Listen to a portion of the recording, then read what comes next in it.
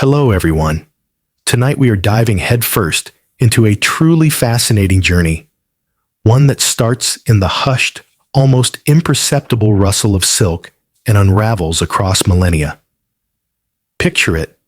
You're drifting, perhaps already on the edge of sleep, your fingers idly tracing the smooth, cool embrace of a silk pillowcase, or maybe you're bundled in a luxurious silk duvet, the fabric whispering secrets against your skin. This isn't just about threads. It's about empires, espionage, luxury, and the surprisingly chaotic story of how one of the world's most coveted fabrics slithered its way from the innermost sanctums of ancient China to grace the royal courts and catwalks of Europe. It's a tale so slow, so methodical, you probably won't survive this without at least a good 20 minutes of solid unconsciousness. So before you get comfortable, take a moment to like the video and subscribe. But only if you really like what I'm doing here.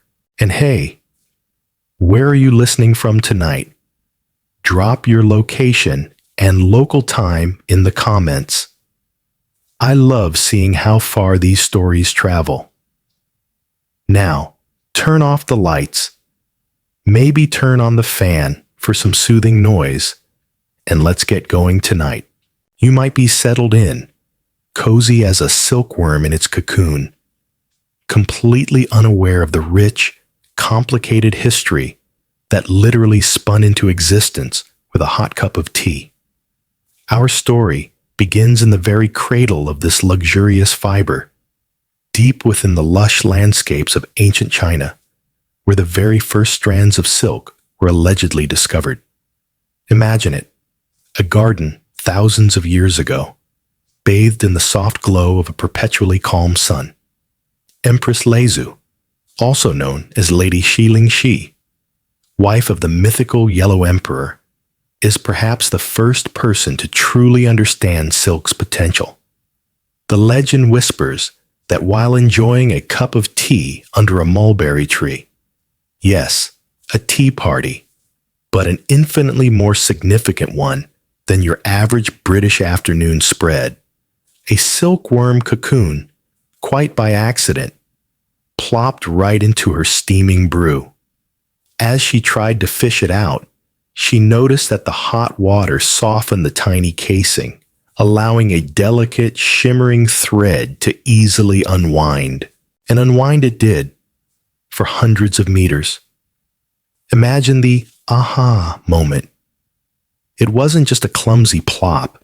It was a revelation, the unveiling of nature's secret tailor, an accidental discovery that would change the course of human vanity, luxury, and frankly, snooty aristocratic fashion for millennia. It reminds me a bit of penicillin. Just add water, observe the accidental miracle, and boom, world-changing discovery. Only instead of fighting infections, we're talking about fabulous drapery. Now, whether a divine intervention via teapot truly occurred is, of course, debated.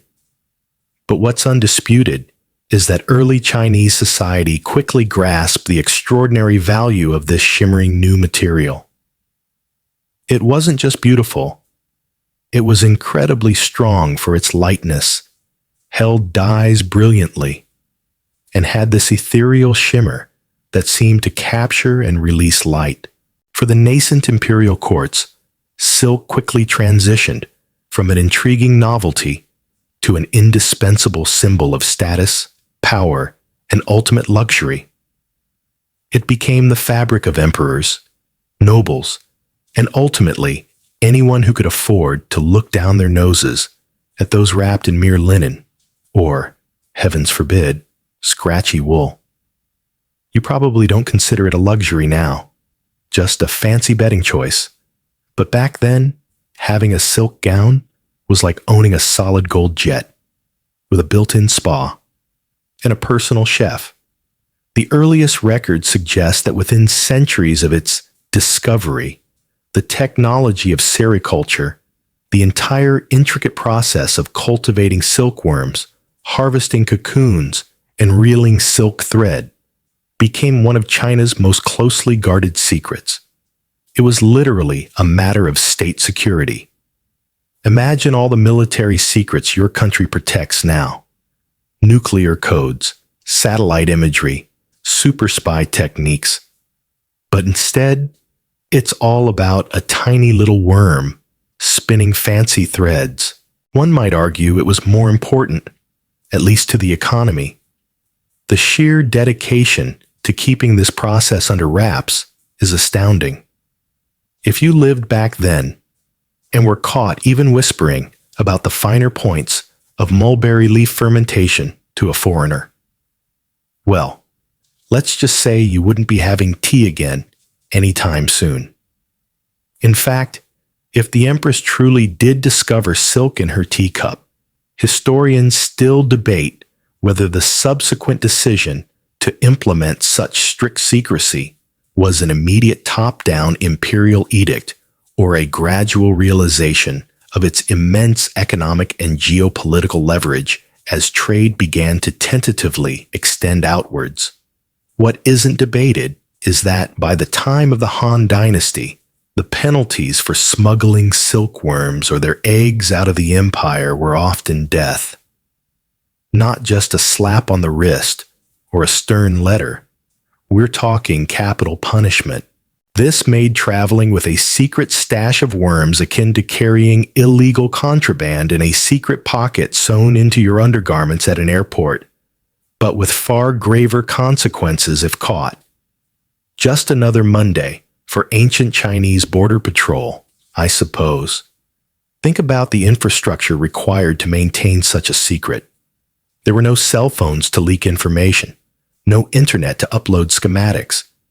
Yet somehow, for what is an authoritative historical fact, the Han Dynasty, 206 BCE, 220 CE, managed to enforce an almost impenetrable monopoly on silk production for nearly 1,000 years. This was an era before intellectual property rights were even a glimmer in anyone's eye. But China already had it down to a terrifying art form. You can almost hear the whispered threats at the borders, the stern-faced guards examining every merchant's bag, not just for spices or gold, but for tiny, innocent-looking cocoons, or worse, wriggling worms that look suspiciously like future world economic disruptors. It sounds like something out of a spy thriller, doesn't it? Except the spies are trying to steal insects, and the payoff is not global domination, but incredibly comfortable pajamas. They established what were essentially state-run silk factories, where workers, sometimes numbering in the thousands, performed specialized tasks, from tending the delicate silkworms through their hungry larval stages to precisely reeling the gossamer threads and dyeing them vibrant colors. Everything was supervised. Everything was controlled. There were detailed guidelines on cultivating mulberry trees, because silkworms are notoriously picky eaters, exclusively feasting on mulberry leaves, which is probably the most adorable picky eater fact you'll hear all day. They also carefully managed breeding programs for the worms themselves. You couldn't just have a casual worm farm in your backyard. This level of meticulous care, combined with the extreme penalties for revealing the secrets, created an aura of mystery around silk that only added to its allure in the lands beyond China's walls. This wasn't just a textile. It was a textile shrouded in imperial power and ancient mystique, whispers of distant luxury floating on the desert wind. You probably think keeping a secret is hard now, with all the social media and nosy neighbors. Try doing it with squishy worms for 1,000 years without a single breach from a disloyal courtier or a clumsy silk weaver. Turns out, death is a pretty good deterrent. So, you're snug in your bed, perhaps feeling a gentle breeze from an open window, totally oblivious to the deadly seriousness with which ancient Chinese emperors guarded their squiggly little textile-producing worms. The previous section introduced the idea of China's fierce protection of sericulture secrets. But let's lean in closer to this, because it's absolutely central to silk's journey across continents. For nearly a millennium, the knowledge of how to breed Bombyx mori, the domesticated silkworm, how to nurture them through their insatiable consumption of mulberry leaves, and crucially, how to process their delicate cocoons into lustrous thread, was considered a state secret on par with, well, something incredibly important. Perhaps akin to keeping the secret to perpetual motion, or how to perfectly microwave popcorn without burning a single kernel. Imagine being a foreign dignitary, arriving in China, absolutely floored by the opulent silks adorning the court. You'd ask, politely at first, "My good sir, where might one acquire the knowledge to produce such splendor?" And the answer, if you press too hard, might just be a very permanent silence. This wasn't merely a polite no. This was an explicit, meticulously enforced, capital offense. The penalties for anyone caught attempting to smuggle silkworm eggs, larvae, or even mulberry seeds out of China were severe, typically involving execution. We're talking beheadings, or worse. Now you might chuckle, thinking, all this fuss for a worm? But put yourself in the sandals of an ancient Chinese emperor. This unique, beautiful fiber wasn't just a luxury good. It was an economic weapon. It commanded incredible prices across the known world, becoming the currency of diplomacy and a massive source of national wealth. Protecting the secret of its production was not just about maintaining luxury status.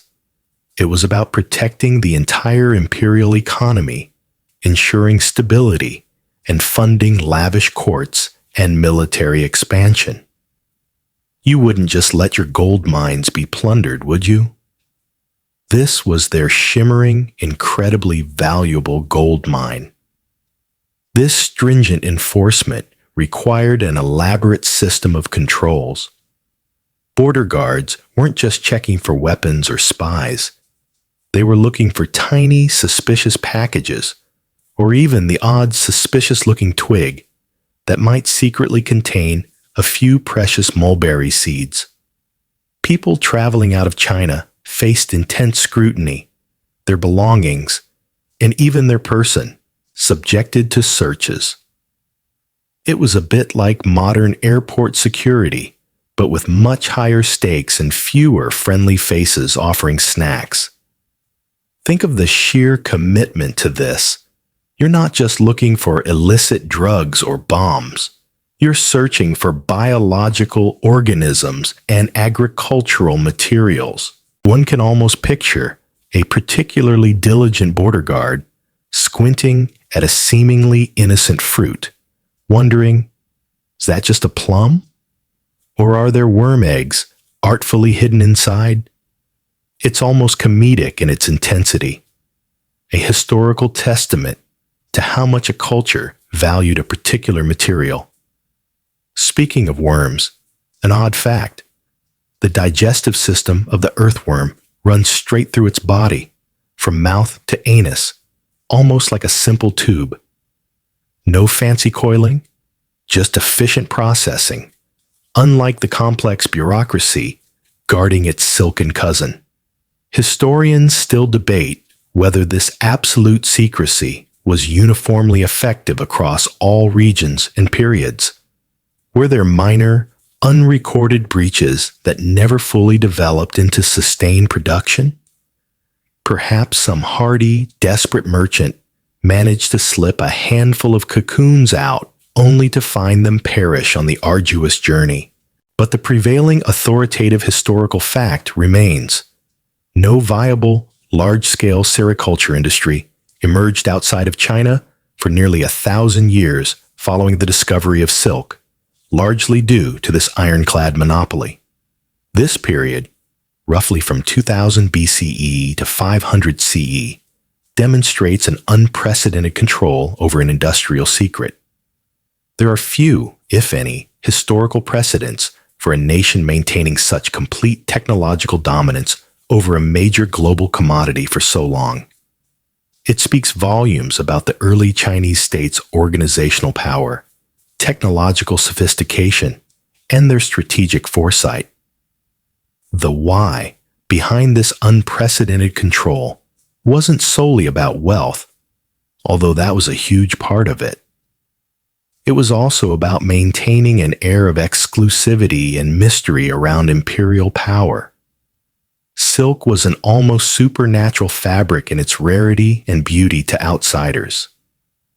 If every country could produce it, the allure would fade, the aura would diminish. By keeping the source veiled in mystery, China solidified its image as a sophisticated, wealthy, and almost mystical empire in the eyes of the burgeoning Western world.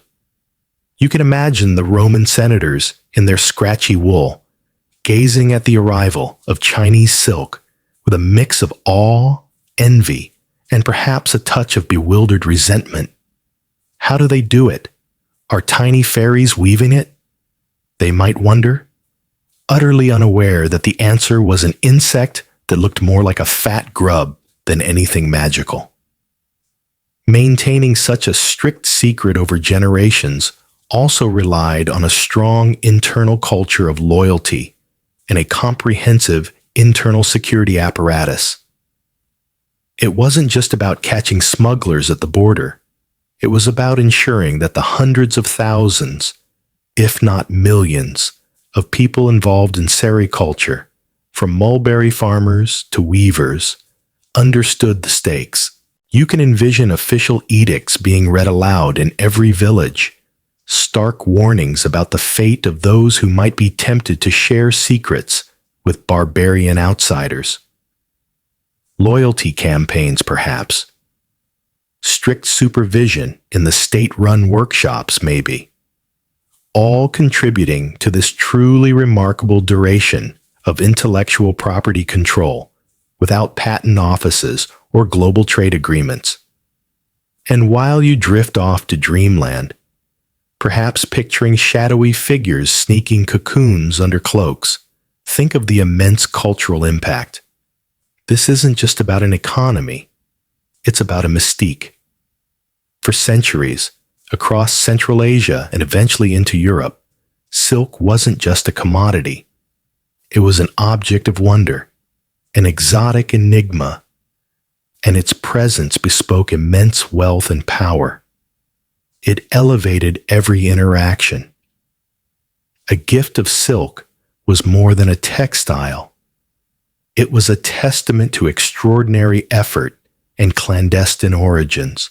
It truly set China apart, wrapping the empire itself in an invisible shroud of mystery, made of thousands upon thousands of these shimmering threads. This carefully nurtured enigma created the ultimate marketing campaign. Available only from us. Good luck getting any elsewhere. It's surprisingly effective, even if the elsewhere involved risking life and limb. You're probably well past the initial alertness nestled deeply in the fabric of this story, perhaps feeling that drowsy weight that signals the start of serious slumber. Having established the almost impossibly tight lid China kept on its silk-making secrets, let's consider how, against such a backdrop of intense imperial vigilance, silk still managed to wiggle its way out of the Middle Kingdom, however cautiously, into the wider world. It didn't just appear out of thin air in faraway lands. It began its arduous journey not on grand merchant caravans with military escorts, not yet anyway, but primarily as precious, strategic diplomatic gifts. Think of it like this. If you were trying to impress a visiting dignitary today, you might give them a limited edition watch or access to an exclusive club. Back then, if you really wanted to make an impression, you gave them silk. Not just any silk, mind you, but lengths of fabric so exquisite, so vibrant, that their home territories could never hope to replicate it. The very first leaks of silk, long before any formal trade routes were established, occurred through these high-level exchanges. Chinese emperors, shrewd as they were, understood the power of gifting this unique product. It served multiple purposes. Firstly, it displayed unimaginable wealth and sophistication, broadcasting the majesty of the Chinese Empire without having to launch a single arrow. "Look at this," the emperor would silently convey, presenting bolt after shimmering bolt. "This is what we can do here. What can you do?" It was a very subtle, yet undeniably potent form of soft power. You send a few bales of impossibly fine silk, and suddenly neighboring tribal chiefs or distant emissaries are practically falling over themselves to align with your benevolent, fabric-producing empire.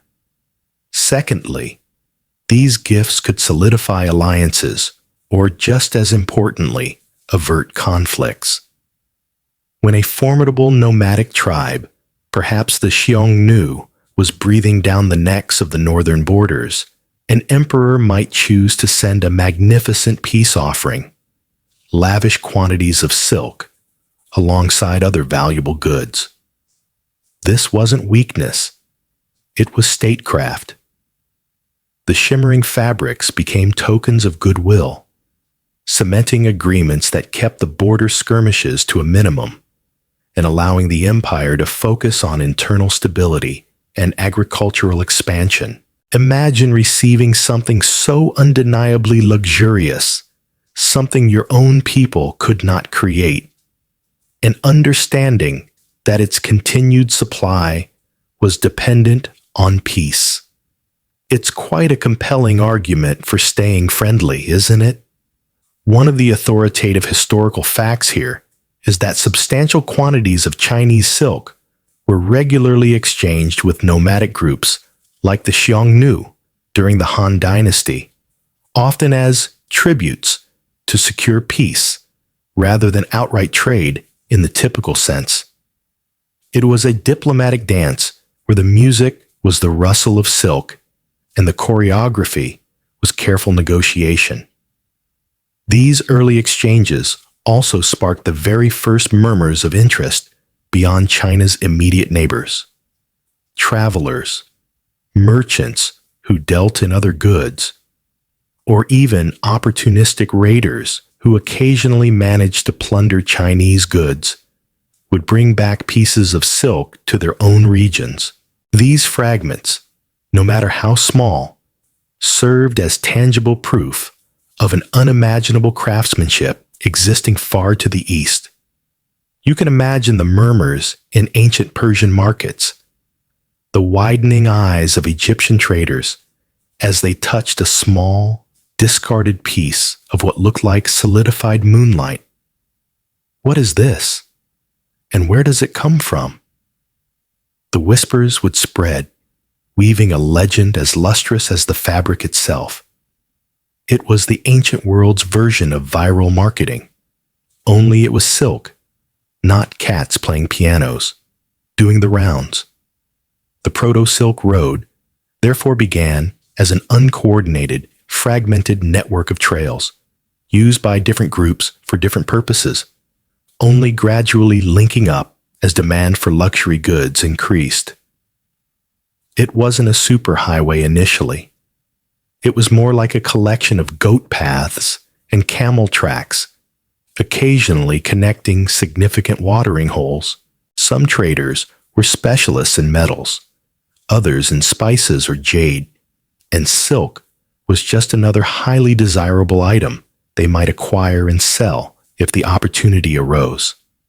There were no established silk merchants or dedicated silk caravans at this early stage. silk was simply there, an immensely valuable add-on to existing trade. Historians still debate whether the primary motivation for these early exchanges was initially defensive, pacifying barbarians, or purely economic, spreading luxury to increase influence, or more likely, a complicated mix of both.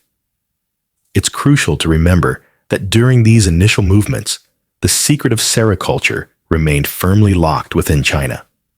So, when silk arrived in places like Parthia, ancient Persia, or Bactria, modern Afghanistan, it was entirely an imported luxury. There was no local production whatsoever. Any silk seen or worn was a testament to extraordinary long-distance trade or a remarkably generous Chinese emperor. You might see a wealthy merchant wearing a silk sash, and immediately you'd know they either just had a very good business deal or a very significant diplomatic encounter. There's an odd fact about historical trade that sort of fits here. Ancient Romans famously had difficulty discerning between various exotic animals. Lions and leopards were sometimes categorized broadly as spotted beasts. Much like silk, must have seemed just an utterly mysterious, shiny cloth from the Far East. These early movements were slow, perilous, and expensive. Transporting even a single bale of silk across thousands of miles of deserts, mountains, and bandit-infested territories wasn't for the faint of heart. The risks were enormous. Scorching sun, freezing nights, dwindling water supplies, hostile tribes, and unreliable guides. So, when these precious lengths finally reached their destination, they carried not just the threads of the silkworm, but the echoes of every camel plod, every gust of desert wind, and every weary traveler's sigh. Each meter of silk represented an untold story of perseverance, risk, and, for the Chinese, a masterful control of their shimmering secret. It was a tangible piece of proof of China's far-reaching influence, carefully wrapped in luxurious layers, sent across a landscape that was anything but gentle. And as those threads unraveled in distant courts, they planted seeds of desire and wonder that would ultimately blossom into one of the most transformative trade networks in human history. It laid the very foundation, in other words, for an enormous, interconnected snoring adventure for future generations to stumble through. Now that you've truly settled in, perhaps even starting to snore ever so gently, a true testament to the calming power of ancient trade routes, let's shift gears from those scattered, almost accidental early movements of silk.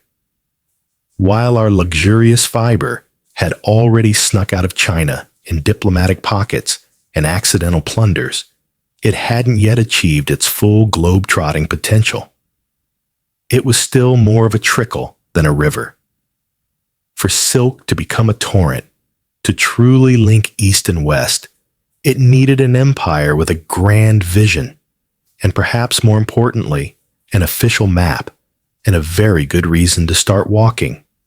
Enter the mighty Han Dynasty, which wasn't content with merely existing. It wanted to expand, to secure its borders, and to impress everyone with its boundless resources and its exquisite silken threads. And central to this shift from scattered goat paths to a proper, formalized trade network was one intrepid, if slightly unwitting, explorer, Zhang Qian. Imagine yourself a high-ranking official in the court of Emperor Wu of Han.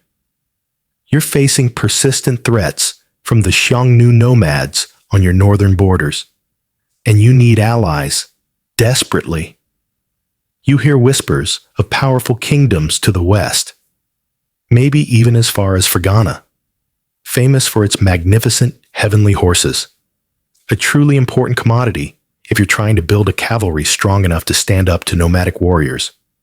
So, in 138 BCE, Emperor Wu dispatches Zhang Qian on an audacious mission. Travel west, find these rumored kingdoms, and forge an alliance against the Xiongnu. Think of it as the ultimate business trip. Except your ride is a camel, your accommodation is a tent, and your expenses budget is hope you brought enough dried meat. Oh, and there's a significant chance of being captured, enslaved, or simply eaten by something large and furry. Zhang Qian's first expedition was a colossal, multi-decade undertaking. It involved being captured by the Yongnu twice, escaping twice, getting married and having children while enslaved, and eventually returning home with only one out of his original 100 companions. Talk about an eventful travel itinerary. Despite these setbacks, or perhaps because of them, demonstrating his sheer tenacity, his reports back to Emperor Wu were absolutely pivotal. He didn't just bring back tales of distant lands. He brought detailed intelligence about their cultures, their economies, their military strengths, and, crucially, their trade connections. He described kingdoms stretching further west than anyone in China had previously imagined, all hungry for Chinese goods and eager to sell their own. His voyages from 138, 126 BCE, and later 119, 115 BCE, officially opened up routes, gathered crucial intelligence, and created diplomatic ties that truly kick-started what we now call the Silk Road. An authoritative historical fact is that Zhang Qian's missions under Emperor Wu of the Han Dynasty are widely credited with formally initiating China's extensive contact and trade relations with Central Asian and Western regions, thereby giving birth to the structured roots of the Silk Road. Before him, it was hints and rumors. After him, it was a government-sanctioned enterprise. Suddenly, those informal pathways transformed. No longer just a happenstance, these were strategic conduits. Routes designed for the systematic flow of goods and diplomatic envoys. The Han Dynasty didn't just sanction the Silk Road, it actively encouraged its expansion and protection. Military garrisons were established at strategic points along the route, particularly in the dangerous western regions, creating a sort of security detail for the caravans.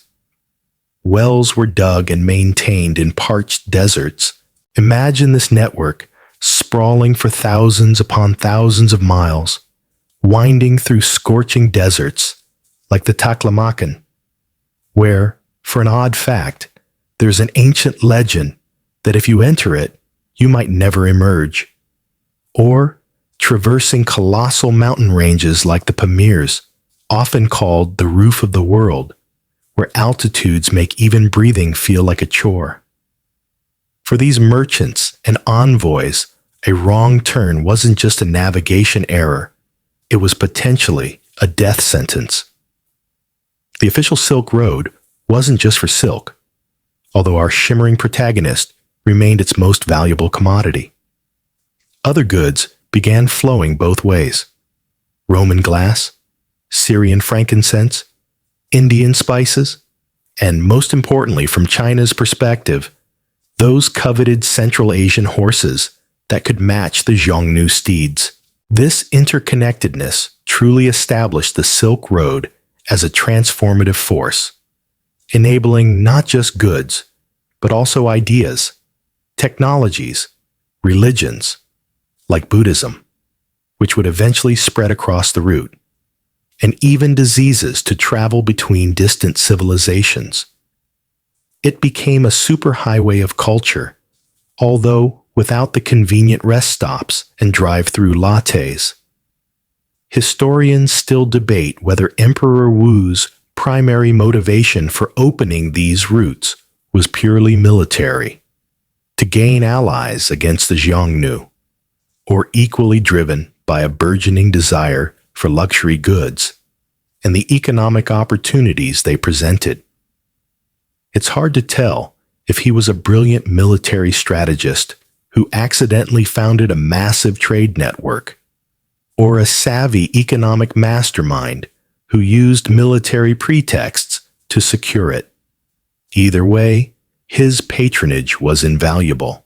The imperial court would subsidize initial trade missions, sometimes exchanging massive amounts of silk for exotic animals, precious stones, or information. So, when you envision caravans plodding along, weighed down by bundles of shimmering silk, picture them surrounded by guards, guided by seasoned explorers like Zhang Qian, all under the broad, benevolent, or perhaps just terribly self-interested gaze of the Han Empire. This formalized system gave rise to specialized merchants and dedicated routes. These were no longer lone wanderers. They were organized ventures. Camel trains, sometimes hundreds strong, would lumber across vast distances, a mobile bazaar bringing the wonders of the East to the West, and vice versa. The sounds would have been extraordinary. The jingle of camel bells, the grunts and groans of heavily laden animals, the multilingual chatter of traders from dozens of different cultures. The air would be thick with dust, sweat, and the exotic perfumes of goods from distant lands. It was a proper, booming economy, albeit one conducted at a snail's pace.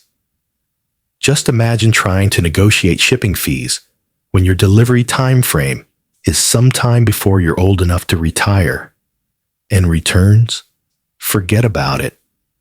Oh, the silk is torn. Guess you'll just have to deal with it, chap. From this point forward, the movement of silk ceased to be an accidental whisper and became an imperial statement, a visible testament to China's influence and technological prowess. It ensured that despite all the attempts at secrecy, enough of the final product would find its way westward to create an insatiable desire among elites in distant lands, a desire that, as we'll soon see, would eventually lead to the greatest industrial espionage story in history. But first, our delicate silk has many more grueling miles to travel.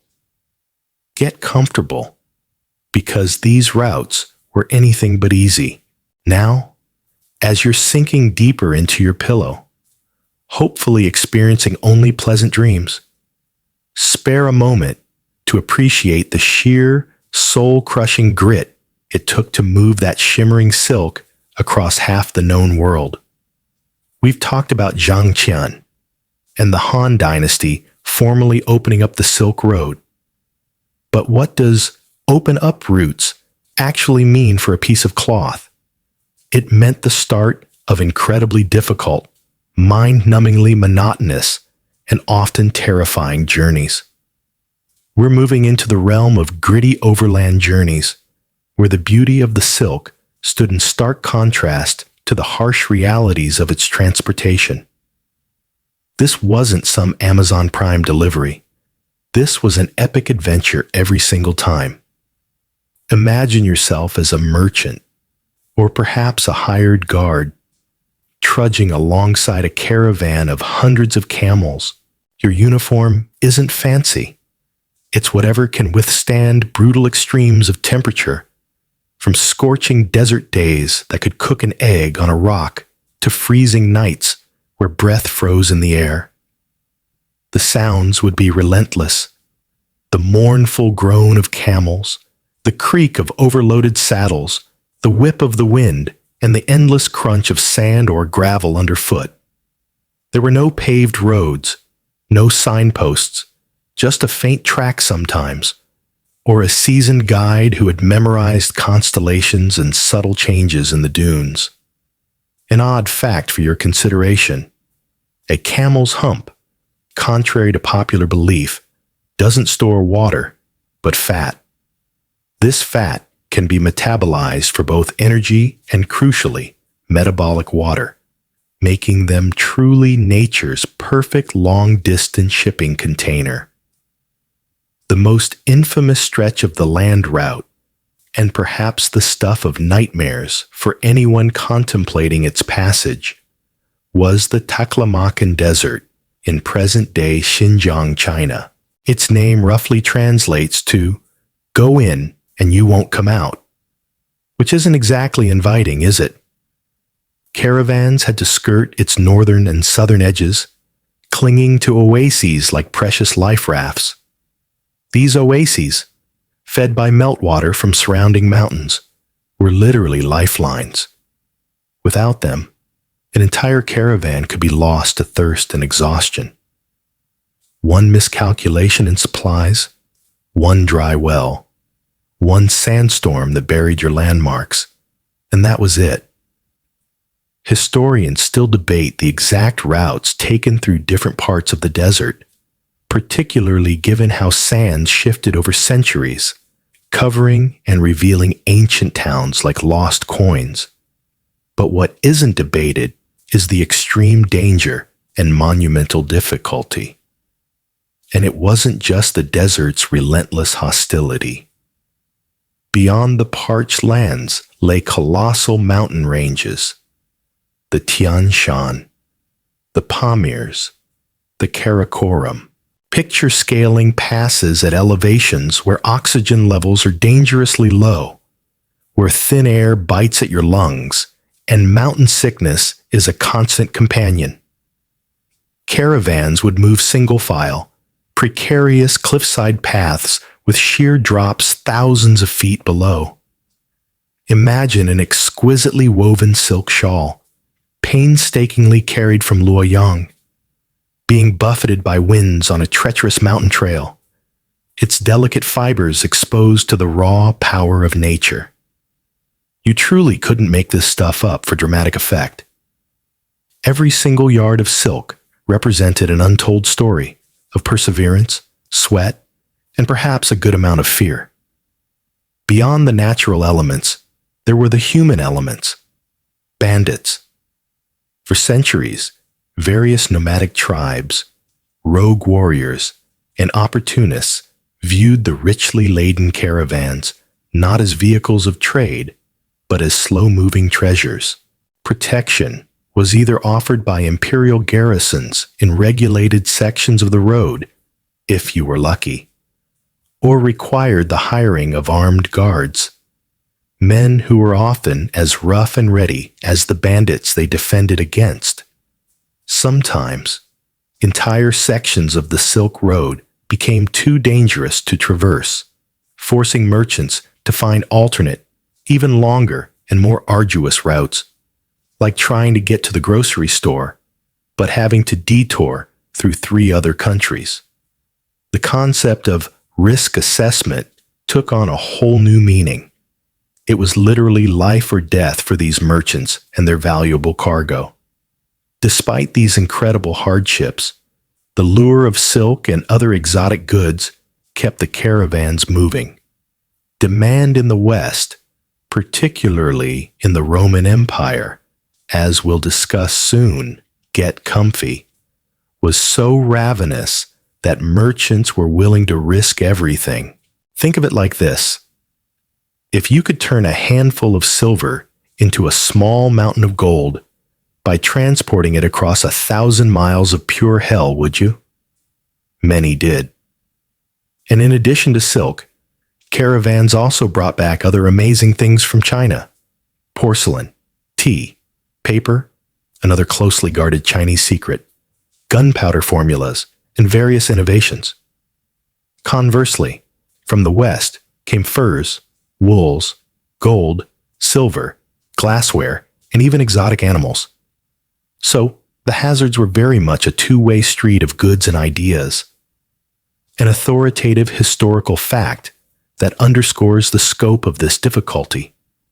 The average travel time for a one-way journey along the entire Overland Silk Road from Chang'an, ancient capital of China, to Antioch, a major city in Roman Syria, could take up to 2 years, not including stops for trading or resupply.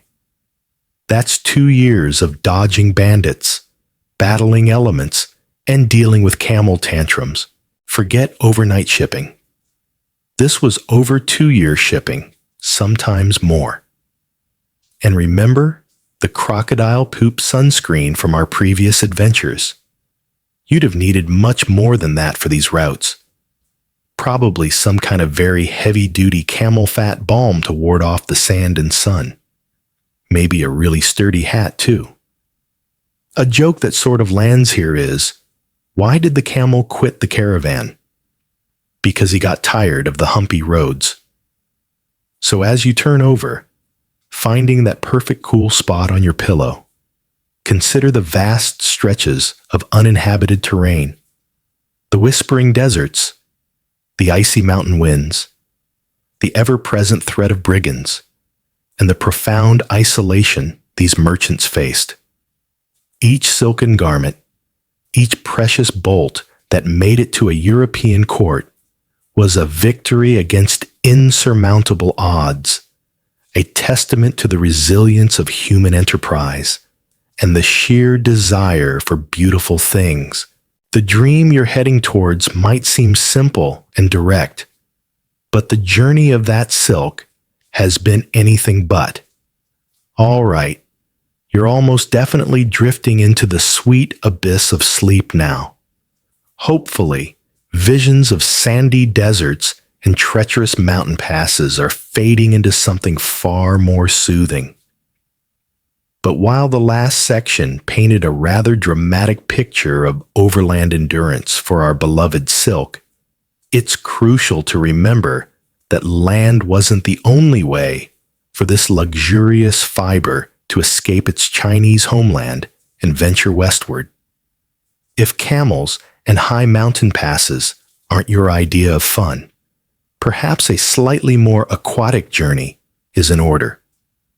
We're going to swap dusty boots for barnacle-encrusted hulls and roaring winds for the gentle slap of waves as we explore the often overlooked but equally vital ocean paths, or the maritime Silk Road. Picture this, not the silent, endless desert, but the rhythmic sway of a wooden ship riding the swells of the South China Sea. The air is thick with the scent of salt, tar, and exotic spices. Sailors hum low, melancholy tunes, and the stars wheel overhead, their constellations the only maps for vast stretches of open water. This maritime route was not a formal, single road in the way its overland counterparts sometimes became. Instead, it was a dynamic network of sea lanes that crisscrossed the Indian Ocean, linking China to Southeast Asia, India, the Middle East, and eventually the eastern coast of Africa. Think of it as a watery highway, but with more pirates and much more efficient delivery times for bulk goods, though individual pieces of silk were equally treasured. For centuries, even while the overland route gained prominence, Chinese and later Arab, Indian, and Persian merchants sailed these routes, driven by the desire for mutual exchange. While land routes were fantastic for compact, high-value goods like silk, especially in smaller quantities, and sometimes horses, the sea offered the distinct advantage of transporting bulky cargo more efficiently. So, along with precious bolts of silk, the ships carried massive amounts of Chinese porcelain, lacquerware, iron goods, and later tea. In return, they brought back spices from India and Southeast Asia, pepper, cloves, nutmeg, pearls, and precious stones, exotic hardwoods, and a fascinating array of medicinal herbs. It's truly amazing what a wooden boat and a bit of courage could transport.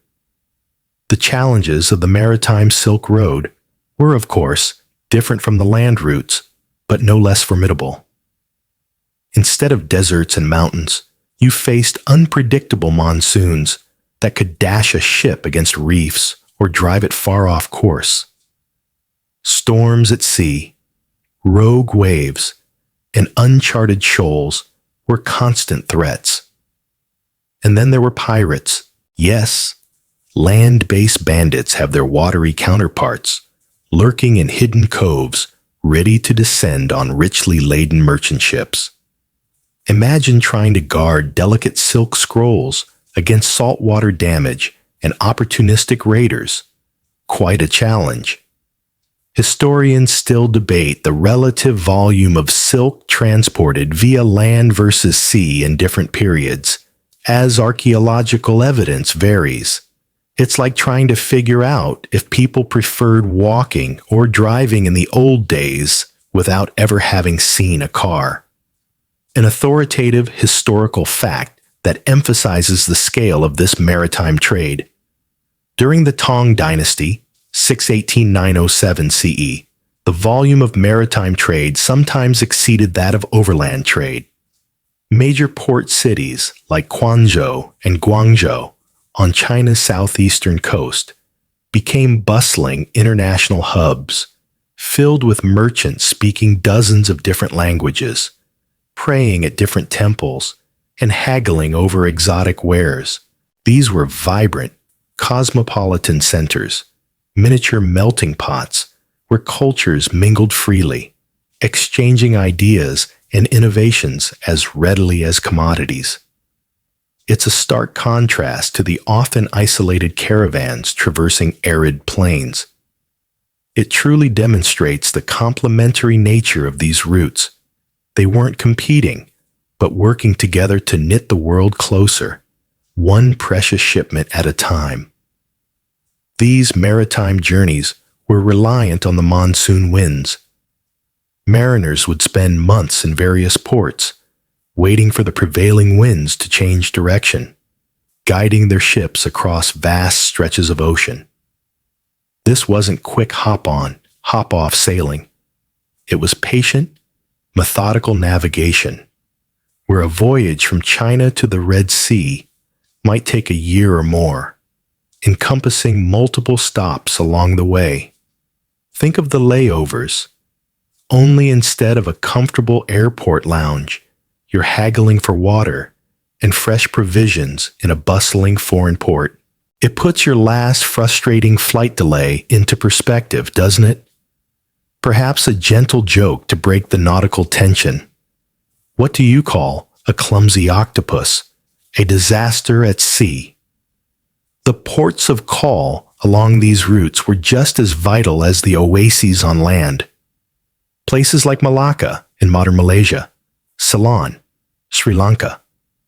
Various ports along India's coasts, like Muziris in Kalyan, Hormuz in the Persian Gulf, and finally reaching the Red Sea ports of Egypt or East African cities like Mombasa. At each stop, goods were offloaded, traded, and reloaded. Sometimes, entire ownership chains changed, with Chinese silk making its way, bolt by precious bolt, from an Arab merchant to a Persian, then to an Indian, and finally, perhaps, an Egyptian, before entering the Mediterranean trade networks that served the Roman Empire. So, when that shimmering silk reached Rome, it had truly had a global adventure, traversing not just continents, but countless hands. These watery pathways ensured that even when land routes became too perilous due to conflict or political instability, the flow of goods could continue. They provided redundancy and flexibility, making the global trade network more resilient than relying on just one artery. The Silk Road wasn't just a road. It was a system of connected highways, both land and sea, each playing its part in making silk a truly global commodity. And for the lucky Europeans, who would eventually feel its exquisite softness, this silent journey across waves, sometimes for months on end, meant the culmination of unimaginable risk and perseverance. The hum of the ship, the distant cry of seabirds, the steady progress under sail. All were part of the unseen ballet that brought China's finest secret to the West. Now, with both the harshness of land and the vastness of sea conquered, it's time to see where all that silk landed. You're deep in the realm of dreams now, probably convinced that historical trade is simply an elaborate bedtime story to help you sleep. But hold on to that fleeting consciousness for a moment, because we're arriving at the truly pivotal locations along our journey. We've had silk crawling across scorching deserts and sailing through vast oceans. Now, where did all that painstaking transport lead? To the very heart of the ancient world's interconnectedness. The bustling, vibrant crossroads where cultures collided and fortunes were made and lost. We're talking about the intermediary cities, the pulsing arteries of the Silk Road that acted as essential staging posts, rest stops, and crucially, immense marketplaces for the flow of goods like our precious silk. Imagine a city unlike any you've ever seen. Samarkand, now in modern Uzbekistan, but centuries ago, a legendary jewel of the Sogdian Empire. This wasn't just a place to stop. It was a living, breathing microcosm of the world. Caravans, whether they came from the fertile lands of China to the east or the distant empires of Persia and Rome to the west, all converged here. The sounds would be an intoxicating symphony of dozens of languages: Mandarin, Persian, Sanskrit, Greek, and local dialects, all mingling in a constant buzz of commerce. The smells would be just as complex. Exotic spices like cumin and cinnamon, musk from animal glands, pungent camel dung, and the heady aroma of rare perfumes, all wafting through narrow streets. Historians still debate the true origin of many technologies and artistic styles that emerged along the Silk Road. Did the Chinese get glass from the Romans, or did Romans adapt Chinese techniques? These cities are where such debates became irrelevant, as ideas flowed and blended organically. In these cities, our valuable silk changed hands, often multiple times. A bolt of shimmering Chinese silk might be purchased by a Sogdian merchant in Kashgar, another crucial crossroads in modern Xinjiang, China, at the edge of the formidable Taklamakan Desert, who would then transport it further west. In cities like Samarkand or Khotan, that same bolt might be acquired by a Persian trader who would carry it to a bazaar in Palmyra. This wasn't always a straight journey. Sometimes silk might stop for years, waiting for better prices or more secure routes, tucked away in cool, dark warehouses alongside mountains of spices, furs, and precious metals. It was a constantly flowing, yet sometimes surprisingly stagnant, river of commerce. An authoritative historical fact that shows their significance. Many of these Silk Road cities developed into immense cosmopolitan centers precisely because their economies were entirely dependent on facilitating long-distance trade. Their survival and prosperity hinged on attracting caravans and keeping the flow of goods uninterrupted. Palmyra, in present-day Syria, is another perfect example of such a city. Nestled in a desert oasis, it was perfectly positioned between the eastern trade routes and the Mediterranean, where Roman merchants eagerly awaited the exotic luxuries. Palmyra grew from a simple stopping point to a fabulously wealthy city-state, famed for its grand architecture and bustling marketplaces, thanks almost entirely to its role as a key intermediary. If a merchant in Rome wanted Chinese silk, there was a high probability it had passed through Palmyra, either directly or indirectly. You can imagine the tension and excitement in the Palmyra markets. What's the price on raw silk today? Have any new shipments from the East arrived?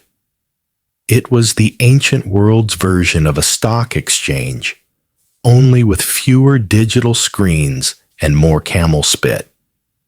And an odd fact related to Palmyran trade, besides silk, the city was also known for its innovative system of highly taxed customs duties on goods, helping to make its rulers extremely wealthy.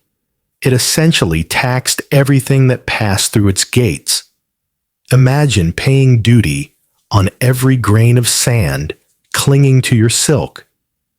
These cities were more than just trade hubs. They were vibrant cultural exchanges. Buddhism, for instance, spread from India along the Silk Road through merchants and missionaries, establishing monasteries and stupas in many of these urban centers. Artistic styles blended. Persian designs appeared on Chinese silks, while Central Asian motifs influenced Roman architecture. Think of it as a constant creative collaboration, fueled by commerce. For every bundle of silk that passed through, so too did ideas about religion, art, medicine, and philosophy. It makes sense, really. If you're stuck waiting for the monsoon season or for the snow to clear a mountain pass, you'd certainly have time to chat about anything and everything with your fellow international travelers. Historians still debate whether these cities exerted more influence on the diffusion of culture and religion along the Silk Road, or were simply passive conduits. Were they places where local traditions heavily modified what they received, or did they merely transmit information? The answer is probably a bit of both, but their role as vibrant cultural mixers is undeniable. It was here that new technologies, like papermaking from China, might be observed and adapted by local artisans before being further transmitted westward. Or the Chinese demand for certain dyes and spices would fuel production in India and beyond. The demand for luxury items drove innovation and interconnectivity in every direction. So, as you slowly succumb to the inevitable, let the images of these majestic crossroads dissolve into the quiet of your room. Hear the phantom echoes of merchant voices, the jingling of silver, and the soft rustle of silk being unwrapped from dusty bales. Every luxurious thread that eventually reached its opulent Roman or Byzantine owner had been blessed by the dust of countless marketplaces, haggled over in numerous languages, and secured within the bustling walls of a Samarkand, a Kashgar, or a Palmyra. These cities were the heartbeat of the Silk Road, turning isolated strands of exchange into a pulsating, living network. Without them, silk would never have conquered the world's imagination quite so thoroughly. And now, speaking of ravenous appetites, let's explore who exactly was paying exorbitant sums for all this effort. You're truly gone now, aren't you? Just a quiet, content hum in the air. Perfect, because if you were fully awake, you might actually be scandalized by what comes next. The sheer, unadulterated Roman obsession with our shimmering protagonist, silk. Having traveled thousands of miles across grueling deserts and vast seas, through countless intermediary cities, that precious silk finally arrived at the heart of the Western world, and the Romans went absolutely bananas for it. Imagine a Roman senator, accustomed to the rough, unyielding feel of wool and linen, suddenly touching a swatch of silk. It's like discovering liquid moonlight, soft as a cloud, cool against the skin, and impossibly light. It drapes beautifully, shimmers in the light, and signals, beyond any doubt, unimaginable wealth and sophistication. There was simply nothing like it available locally. Thus, for the Roman elite, the patricians, the wealthy merchants, and particularly the fashionable women of Rome, silk wasn't just a luxury. It was a status symbol, a declaration of affluence, and frankly, an irresistible allure. They were like kids in a candy store. If the candy was smuggled across 3 continents and cost more than your house. This insatiable demand from Rome made silk staggeringly expensive. We're not talking about a little splurge for a special occasion. We're talking about astronomical sums that would make even today's billionaires wince. The long and perilous journey, the numerous intermediaries, the constant dangers, and the simple fact that only one country could make it, for now, contributed to its exorbitant price. An authoritative historical fact is that in ancient Rome, silk was often traded gram for gram, literally for gold. Imagine exchanging a tiny pile of precious fabric for an equally tiny pile of gold coins. It was a measure of incredible value, making even small amounts of silk a major investment.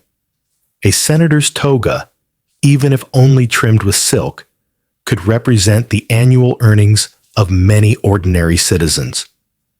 This wasn't fast fashion. It was the slowest, most expensive, most highly prized fashion on the planet. And what did the Romans do with this obscenely expensive, delicate material? They, of course, wore it. The empresses and aristocratic women were particularly enamored. But there was a curious paradox. The very fineness and lightness of silk led to moral outrage among more conservative Romans. Because silk could be woven into extremely sheer, almost transparent garments, conservative elements within Roman society viewed it as scandalous, provocative, and indecent. Imagine your grandmother clutching her pearls as she sees a young socialite wearing something gossamer thin. Well, Rome had the same reaction, just with more dramatic hand-wringing and less than charming comments about public virtue. The Senate, on several occasions, even debated bans on men wearing silk entirely and restrictions on women's silk use. Think about it.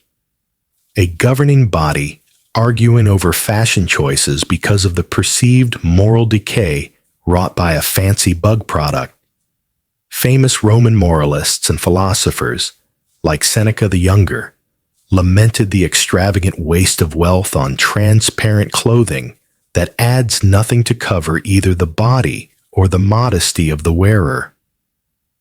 Emperor Tiberius reportedly banned the wearing of lascivious clothing in public, clearly aiming at silk garments, though such bans were largely unenforceable.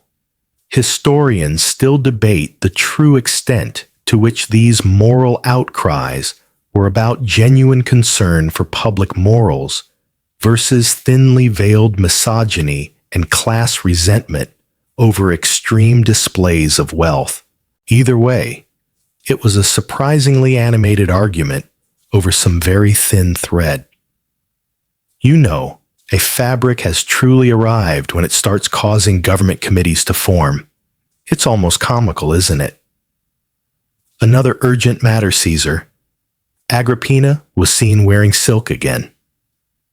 Despite the moralistic hand-wringing, the demand only grew. Roman caravans, while not reaching China directly, traveled as far east as possible to meet Chinese or intermediary traders at hubs like Palmyra, which we visited in the last section, or various outposts in Persia and India. They paid in Roman gold, silver coins, glassware, and other manufactured goods. So much Roman coinage flowed eastward in exchange for silk that some historians argue it significantly impacted Rome's economy. and contributed to its later economic woes. Rome essentially developed a major trade deficit, all for the sake of feeling fabulous in a flowing toga or elegant stola. If only they'd invested in early versions of synthetic fibers. This deep desire for silk also inadvertently fueled significant Roman geopolitical strategy. Secure trade routes with the East became paramount. Anything that threatened the flow of silk, whether it was warring Parthians, a formidable rival empire to Rome in the Middle East, banditry, or simply changing political alignments along the route, was a serious concern for the Roman elite. They needed their silk fix, and they needed it consistently. It became a strategic vulnerability as much as a luxury. An odd fact related to Rome and fashion. To prevent undue display of wealth, there were laws, lex sumptuaria, from various periods that tried to regulate attire, food, and even dinner parties. But the lure of silk proved stronger than any legislation. So for centuries, Rome became the endpoint of the overland Silk Road, gobbling up immense quantities of fabric, but always utterly reliant on outside suppliers. They admired its beauty, debated its propriety, and desperately tried to get more of it, cheaper. They were a bit like a cat obsessed with a laser pointer, chasing the light, but never quite grasping the source. The mystery of how silk was made only added to its exotic allure. For the average Roman, silk was simply a miracle from the far, far east, woven by unseen hands, a true luxury without local parallel. They couldn't reverse engineer it, couldn't replicate it, and China was perfectly happy to keep them guessing. They just knew they wanted more, much more. As you picture Roman citizens debating the morality of transparency, perhaps one last light joke. Why did the Roman tailor hate working with silk? Because it was always revealing too much. Oh, those Romans and their morals. They loved their battles, their aqueducts, their emperors, but nothing quite captivated them like that slippery, soft, unbelievably expensive fabric, and their yearning for this textile would, as we'll soon see, become so overwhelming that it would inevitably lead to some very desperate measures, including espionage and a remarkable feat of smuggling that would shake China's millennia-long monopoly to its silken foundations. But first, drift off to sleep, perhaps dreaming of emperors wrapped in flowing, outrageously priced scarves. You're well and truly ensconced in dreamland now, enveloped in that deep, comfortable silence. Good. Because the next chapter of our story is so daring, so audacious, that you might otherwise wake up in excitement. We've established China's millennium-long, iron-fisted monopoly on silk, secured by threat of death, and Rome's insatiable, morally debated demand for the magical fabric. Now, prepare for the eventual, almost inevitable crack in that fortress of secrecy. We're talking about the fabled tale of how the secret of sericulture finally escaped. The dramatic, slightly mysterious narrative of smuggled silkworm eggs. Imagine the year is approximately 550 CE. China's long-held monopoly on silk production has persisted for well over 1,000 years. Everyone in the West, particularly in the flourishing Byzantine Empire, the eastern successor to the Roman Empire, centered in Constantinople, is absolutely desperate for their own local supply of silk. They are still reliant on importing silk, which is expensive, comes via volatile trade routes often controlled by their Persian rivals, and frankly, makes them look rather uncouth compared to their distant eastern counterparts. Emperor Justinian I, a man of ambition and grand visions, was particularly keen to establish a homegrown silk industry. He dreamed of Constantinople becoming the undisputed textile capital of the world, adorned in locally spun splendor. But how do you get a secret that's guarded by imperial edict and the death penalty? You don't ask nicely. Enter the legendary account of two anonymous Nestorian monks. This is the most famous version of the story, recounted by the 6th century historian Procopius in his Secret History. Yes, even ancient historians knew the power of a juicy secret history exposé.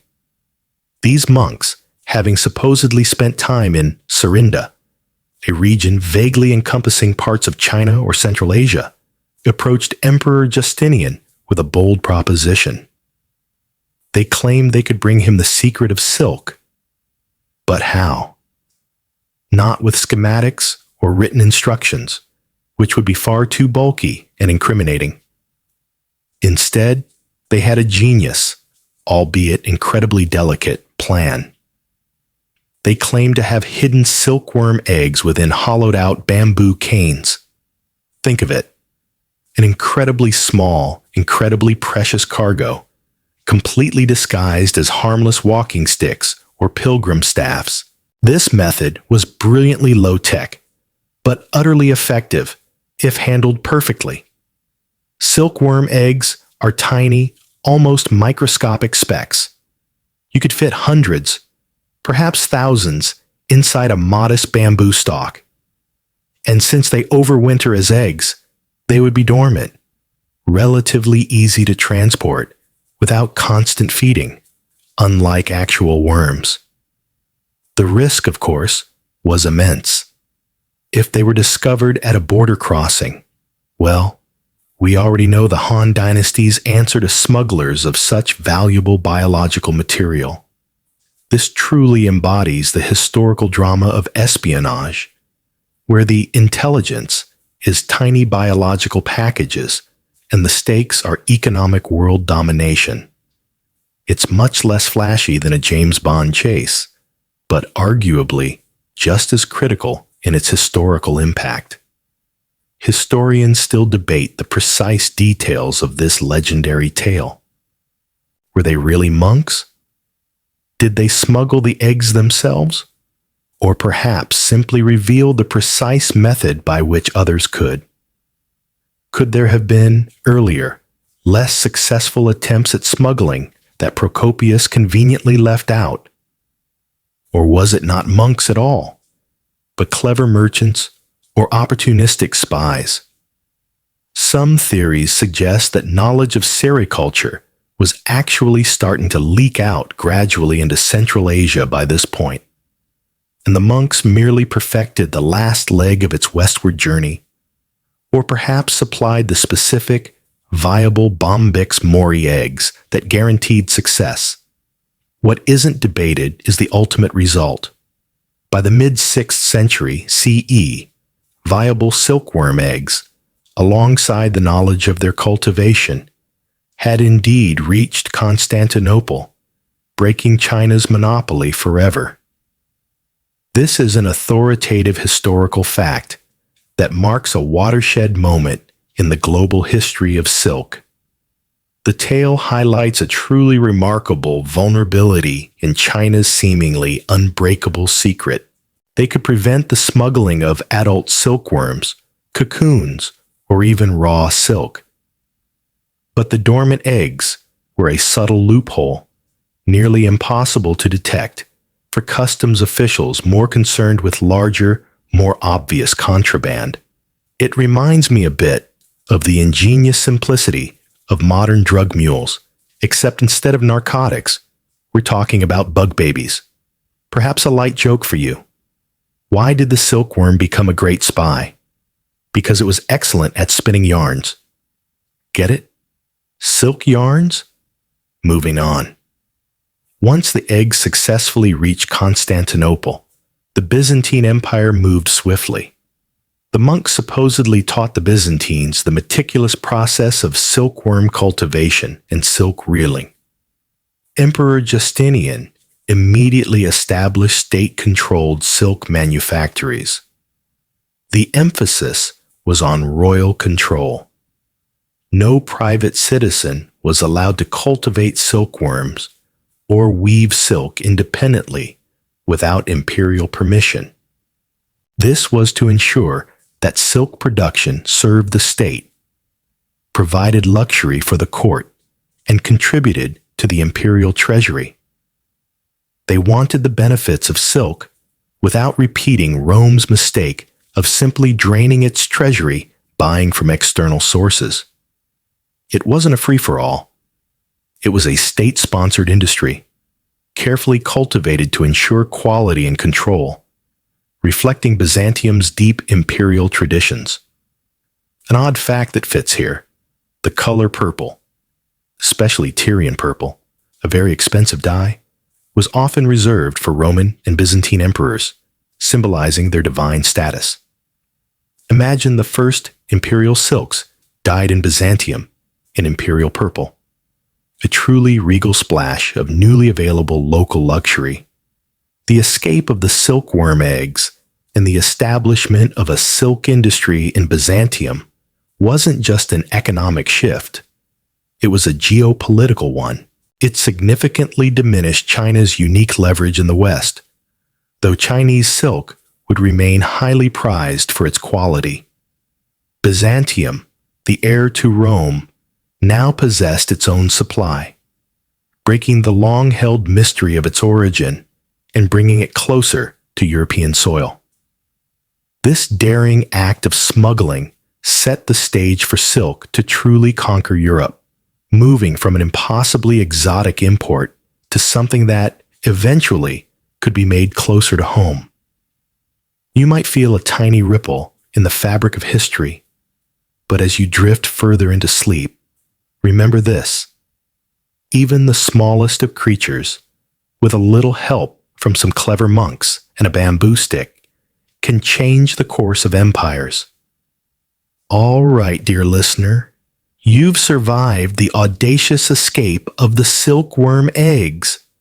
Hopefully, you didn't wake up in a cold sweat dreaming of bamboo canes filled with insect larvae, now that the secret genie is out of the bottle. Or, more accurately, the eggs are out of the bamboo. Our focus shifts to where those tiny specks of future luxury landed.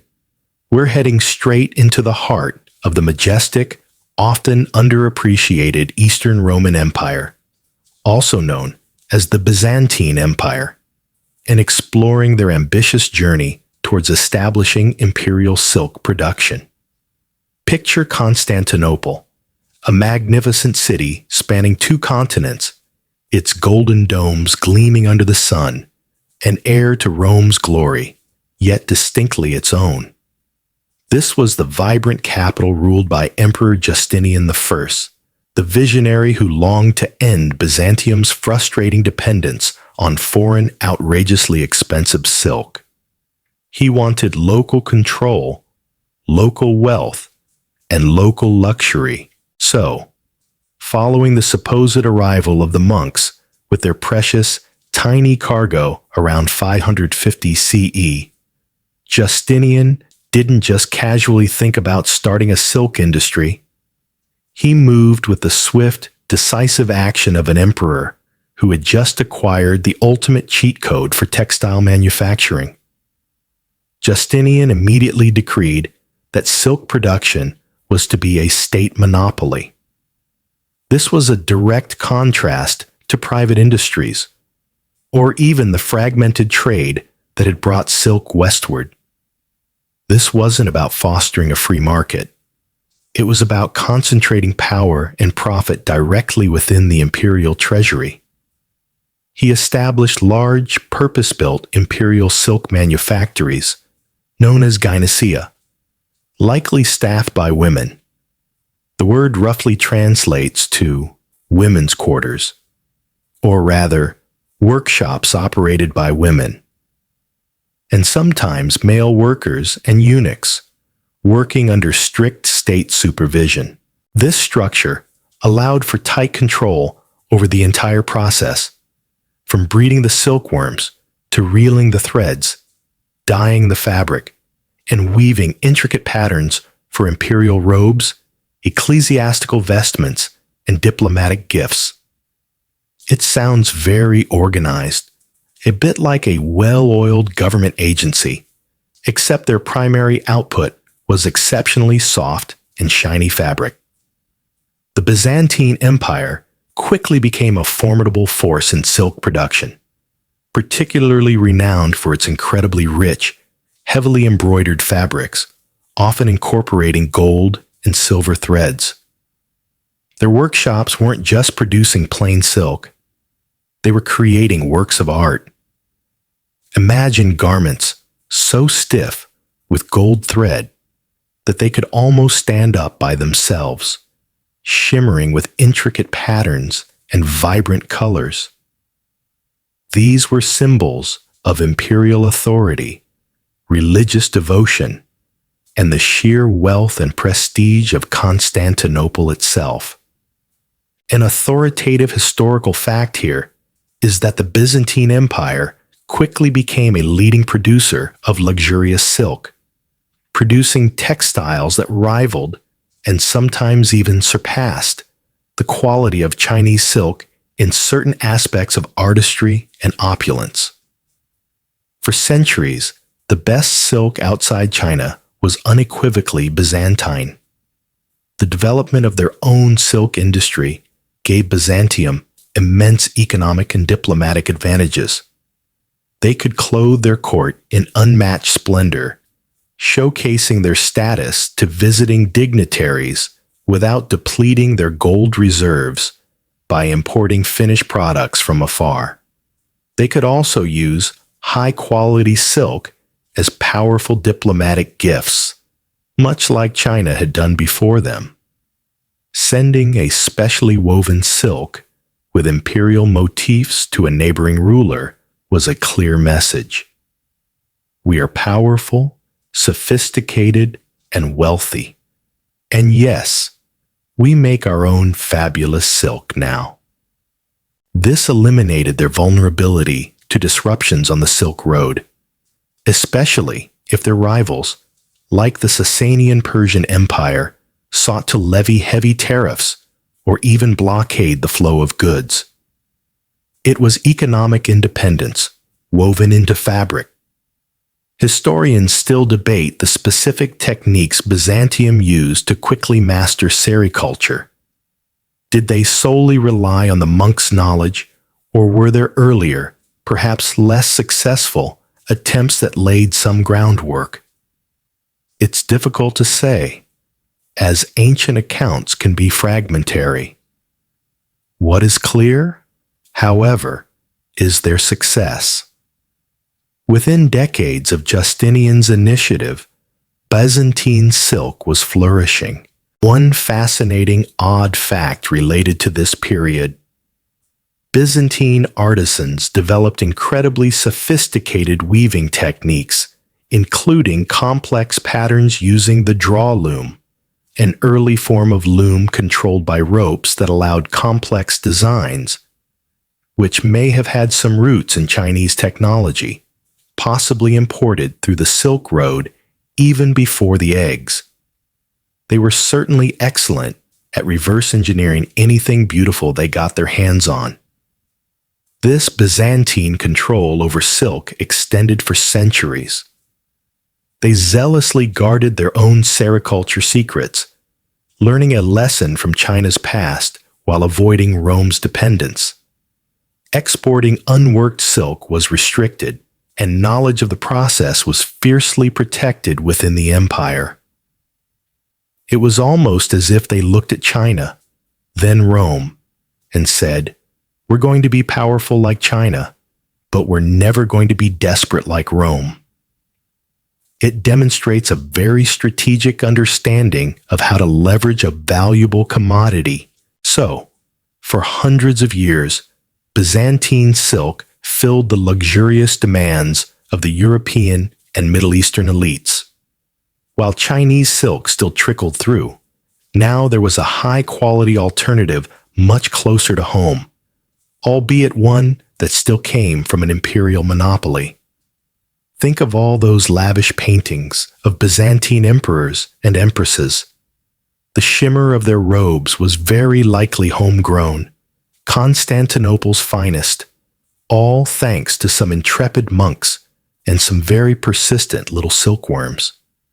As you dream, picture the magnificent mosaics of the Hagia Sophia, sparkling with the same opulence that would have radiated from a Byzantine emperor's silk tunic. The sound you might imagine? Not the buzzing of worms, but the majestic, weighty swish of truly extravagant, locally made silk. The global flow of silk just became a two-way street, but China still got to feel smug about its original millennium-long head start. All right? Hopefully, those golden Byzantine silks are softly shimmering in your dreams. A comfortable thought. Now, let's widen our gaze and watch how silk, once confined to China and then firmly grasped by Byzantium, began its majestic expansion into yet another vast and powerful civilization, the Arab world. After the 7th century CE, with the explosive expansion of the Islamic caliphates, silk didn't just adapt, it flourished, embodying cultural richness and spreading through entirely new regions. Imagine the swift expansion of Islam, stretching from the Iberian Peninsula in the west to the borders of China in the east. This vast empire didn't just conquer lands, it absorbed knowledge, adopted technologies, and, crucially, developed a profound appreciation for beauty and craftsmanship. And what did they find wherever they went? Silk, already prized and circulating in regions they conquered. From Persia to Egypt and parts of Byzantium, silk quickly became an integral part of Islamic artistic and economic life. It wasn't just a commodity, it became a canvas for stunning Islamic art, patterns, and calligraphy. The Islamic world became a central hub for silk trade, consumption, and innovation. They imported silk raw materials and finished products from both China and Byzantium. But they didn't just consume. They also actively cultivated sericulture and refined silk weaving techniques, making their own unique contributions to the fabric's global journey. They didn't have to sneak in any worms. The technology and some existing industries were already present in parts of the vast territories they brought under their control, like Syria and Persia. This widespread existing knowledge, coupled with an incredible network of trade routes spanning land and sea, remember our ocean paths, allowed them to establish silk production quickly and widely. Cities like Baghdad, Damascus, Cairo, Cordoba, and Valencia became renowned centers for silk production. Imagine bustling workshops in these cities, alive with the whirring of looms and the clatter of shuttles. Islamic artisans, drawing on existing Persian and Byzantine techniques, and often incorporating elements of Chinese design, developed their own distinctive styles. They favored geometric patterns, calligraphic script, especially verses from the Quran, and intricate floral motifs. The Islamic artistic aesthetic found its perfect expression on silk, which could capture vibrant dyes and hold complex, repeating designs with exquisite precision. An authoritative historical fact is that during the Islamic Golden Age, roughly 8th to 13th centuries CE, the Islamic world played a crucial role in not only maintaining, but advancing the art of silk weaving, diffusing its knowledge and artistry across North Africa, the Middle East, and into Southern Europe. The caliphates themselves became major patrons of silk production. Lavish court robes, furnishing for palaces, and gifts for visiting dignitaries were all made from sumptuous silk. For instance, the Abbasid Caliphate, centered in Baghdad, commissioned enormous quantities of richly decorated silk, demonstrating both their wealth and their sophisticated artistic taste. It was an essential part of the grand spectacle of Islamic power. You wouldn't just show up to court in your daily attire. You were draped in luxurious, often locally made silk, subtly signaling your status and the caliph's might. Historians still debate the extent to which Islamic advances in silk production were truly new innovations versus brilliant adaptations and widespread diffusion of existing techniques. There's a good argument that they synthesized the best of what they found from East and West, creating something unique.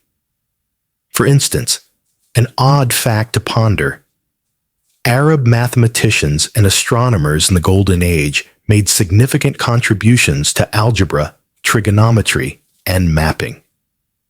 This meticulous, systematic thinking could be seen mirroring their approach to textile production, optimizing patterns and processes. Perhaps they applied their logical minds to how many mulberry leaves per worm for optimal yield. One of the significant contributions of the Islamic world to silk's journey was its diffusion into North Africa, and crucially, into Spain. Al-Andalus, the conquest of Spain by the Moors in the 8th century, brought sophisticated silk cultivation and weaving to Europe's Iberian Peninsula. Centuries before Italy and France truly established their own major industries. This was an entirely new conduit for silk technology, coming through the south rather than primarily from Byzantium. It was a cultural exchange facilitated by conquest, but with lasting, beautiful results. Imagine intricate designs appearing in Seville or Granada, distinct from Byzantine silks, reflecting the new aesthetic of the Arab world. So, while China had initiated silk and Byzantium had wrested its secret, it was the Islamic world that truly broadened its reach, adding its own artistic flair and ensuring its spread across a massive geographical and cultural expanse. They transformed silk from a product of specific imperial monopolies into a widespread craft that reflected the diverse and rich cultural tapestry of their empire. Their contribution ensured silk became even more entrenched in the global luxury market. The story of silk, much like your growing sleepiness, was simply spreading its elegant, luxurious tendrils, ensuring there was no escape from its influence. As you drift, imagine the hushed elegance of a lamplit room in Baghdad, the air heavy with spices, and the gentle rustle of a beautifully embroidered silk garment, reflecting light from every single painstakingly woven thread. You are deep, deep now in the sleep cycle, perfectly aligned with the smooth, calming rhythm of historical facts. Good, because our journey for silk, having swept through Chinese dynasties, Byzantine courts, and across vast Islamic caliphates, now makes its definitive leap into Western Europe. This wasn't a sudden, magical appearance. It was a gradual, opportunistic, and ultimately very clever evolution. Get ready for Italy's weaving renaissance, a period where humble Italian city-states transformed themselves into global powerhouses of luxury, riding on the back of our shimmering silk.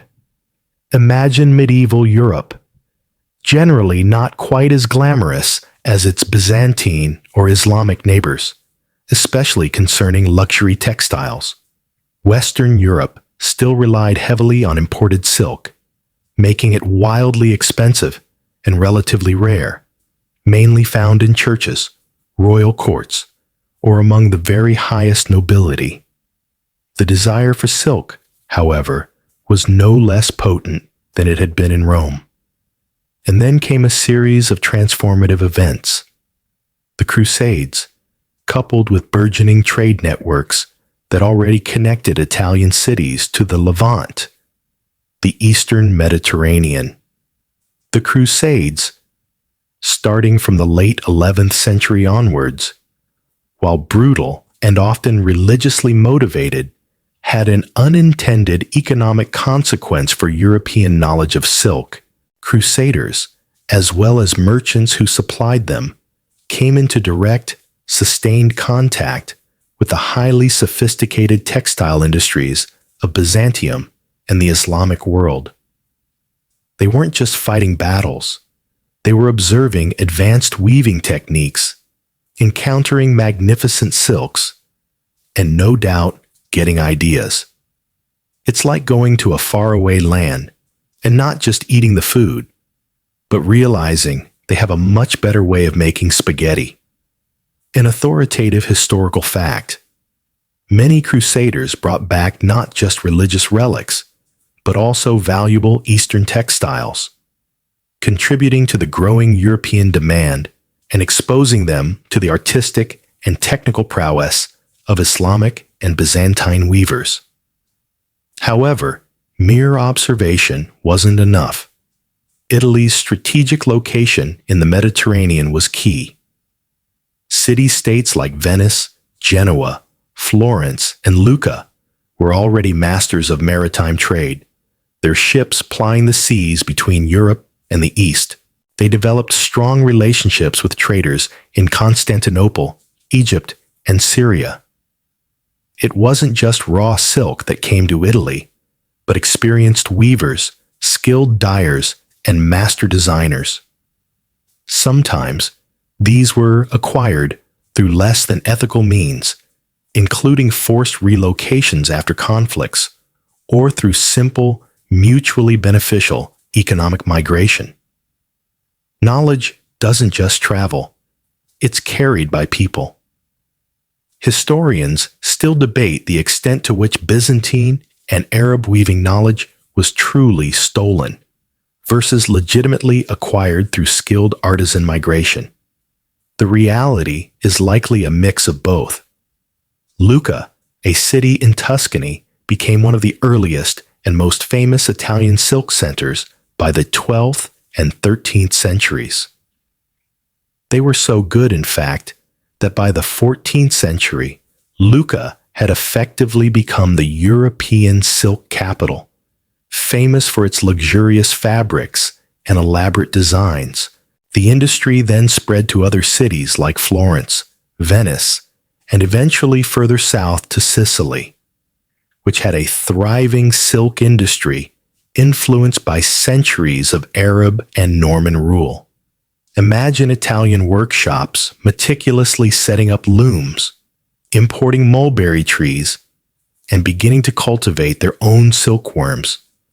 A truly momentous economic and technical shift. This marked the slow, determined end of Europe's full reliance on imported, finished silk from afar. What set Italian silk apart? They not only adopted Eastern techniques, but refined them, adding their own distinct Italianate flair. Their designs became incredibly intricate, often featuring animals, floral motifs, and geometric patterns, and later, more Renaissance-inspired artistry. They also excelled at developing innovative weaving methods, leading to ever more complex and opulent fabrics. And a delightful, odd fact for you. Because the cost of silk thread remained so high, some Italian workshops in the Renaissance would combine silk warps, the lengthwise threads, with linen or cotton wefts, the crosswise threads, to create stunning, more affordable silk blends. It was a genius workaround to democratize luxury, a very early example of diffusion lines in fashion. This Italian silk industry wasn't just about fashion. it was an economic engine. It created immense wealth for these city-states, funding Renaissance art, grand palaces, and powerful merchant families like the Medicis. The golden age of Italian cities was certainly fueled by more than just banking and wool. Silk played a very significant role. For these Italian entrepreneurs, silk was no longer just an exotic imported good. It was a homegrown commodity that promised immense riches. So, as you rest, listening to the gentle hum of, well, whatever sound comforts you to sleep, imagine the diligent hands of Italian weavers carefully tending silkworms in the temperate climate, meticulously setting up their looms and producing fabric that began to rival the masterpieces of the East. The dream of independent local silk production in Europe, once confined to a Byzantine emperor's ambitions, was now a blossoming reality, particularly within Italy. The shimmering trail of silk, spun across millennia, had finally established a firm footing in the heart of Western Europe. Next, it moves on to conquer even more extravagant European tastes. All right, your sleep is deepening, stretching like a luxuriously long silk ribbon, effortlessly unwinding. Perfect. We've guided our incredible fiber from the hidden corners of China, through vast deserts, across rolling waves, to imperial Byzantium, then across the vast Islamic world, and finally saw it take root in the Italian city-states. Now, prepare to add another layer of European sophistication, extravagance, and even a touch of dramatic royal flair. We're crossing the Alps into France, specifically to the court of a king who believed nothing could be too grand, too ornate, or too silken, Louis XIV. This is the story of French royal silk glamour and the rise of Lyon as a global silk capital. Imagine the Sun King himself, Louis XIV, strolling through the opulent Hall of Mirrors at the Palace of Versailles, bathed in shimmering light. Every detail, from the grand tapestries to the rich upholstery, bespoke wealth and power. And underpinning so much of this visual spectacle was silk. By the 17th century, France was not merely consuming silk. It was determined to produce its own, to rival and even surpass the Italian masters. Why rely on expensive imports when you could create your own imperial splendor? The ambition was not just economic, it was deeply political and cultural. French silk, in their eyes, needed to reflect the glory of France itself. This ambition wasn't always smooth, however. Louis XV, in the late 15th century, was actually the first French monarch to encourage a silk industry, bringing Italian and Flemish weavers to Tours. But it was under Henry IV, early 17th century, and especially Louis XIV, late 17th to early 18th century, that French silk truly bloomed. Henry IV actively promoted the cultivation of mulberry trees and silkworms in the Rhone Valley. This is an authoritative historical fact. Royal patronage and explicit state policy, particularly under Henry IV, were critical in establishing large-scale sericulture in France, marking a strategic pivot away from foreign reliance. He practically forced nobles to plant mulberry trees, knowing the long-term economic and aesthetic benefits. The city of Lyon, already a thriving commercial center, strategically located with good access to water for processing and dyeing, quickly emerged as the epicenter of French silk production. Picture Lyon as a bustling hive of activity. Thousands of master weavers, dyers, designers, and merchants all working in concert, producing fabrics that would set the fashion trends for all of Europe. The Lyon silk weavers became famous for their exquisite skill, and for developing innovations that allowed for increasingly complex and dazzling patterns, far beyond anything the Italians had created in terms of scale and richness of design. Imagine huge, sweeping floral motifs, elaborate Baroque designs, and scenes from mythology, all intricately woven into wall hangings, draperies, and sumptuous clothing. What set French silk apart, particularly under Louis XIV, was its relentless pursuit of absolute luxury and artistic perfection. The royal court in Versailles was not just a symbol of power, it was the ultimate fashion incubator. Louis XIV believed in grandeur as an instrument of statecraft. His preference for rich, brocaded silks, often in vibrant jewel tones, set the tone for the entire continent. If you wanted to be seen as fashionable, you wore French silk. The designs were often bolder, more overtly aristocratic, and more dramatically scaled than earlier Italian or Byzantine styles. Think big, think gold thread, think a lot of it. A gentle joke to add a bit of lightness. Why did the Sun King never lose his keys? Because he kept them in a silken purse tied to his magnificent golden embroidered robe. He probably had an aide for that, actually. The French silk industry was incredibly regulated and protected by the crown. Royal decrees limited imports of foreign silks to encourage domestic production. Quality control was rigorous, ensuring that French silks lived up to their prestigious reputation. There were master guilds, strict apprenticeship systems, and innovations in loom technology.